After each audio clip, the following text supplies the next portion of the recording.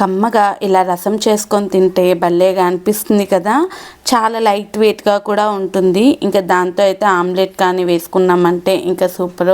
అయితే నా స్టైల్లో ఈరోజు రసం ఎలా చేస్తాను మీకైతే చూపించేస్తాను. ఇది టమాటో రసం అండి, అందుకనే కొద్దిగా టమాటోస్ అలానే కొద్దిగా చింతపండు కొద్దిగా వాటర్ వేసుకొని అయితే స్టవ్ మీద పెట్టేసుకుని దగ్గరికి వచ్చేంత వరకు మరిగించుకోవాలి. మరిగించుకునేటప్పుడు కొద్దిగా మిరియాల పొడి వేసుకున్నాము అంటే టేస్ట్ చాలా అంటే చాలా బాగుంటుంది. ఆ తర్వాత ఇలా దగ్గరికి వచ్చిన తర్వాత అయితే కొద్దిగా వాటర్ వేసేసుకొని ఆ పిప్పంతా వచ్చేంత వరకు నీట్గా అయితే పిసికేసుకొని ఆ పిప్పిని మొత్తం పడేసేయాలన్నమాట. వాటర్ తీసేసుకొని ఆ తర్వాత దాంట్లో కొద్దిగా పసుపు ఉప్పు వేసుకొని మరిగించుకున్న తర్వాత ఒక చిన్న తాలింపు ఉంటుంది కదా, అందులో కొద్దిగా ఆవాలు జీలకర్ర ఆయిల్ వెల్లుల్లి అలానే పచ్చిమిర్చి కరివేపాకు కొద్దిగా మెంతులు వేసామంటే టేస్ట్ అయితే చాలా బాగుంటుంది.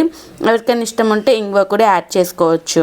దాన్ని అయితే ఇలా మంచిగా రసంలో వేసేసుకొని వేడి అన్నంలోకి అలా పక్కన ఆమ్లెట్ పెట్టుకొని తింటుంటే సూపర్ టేస్టీగా అయితే ఉంటుంది. నచ్చితే లైక్ అండ్ సబ్స్క్రైబ్.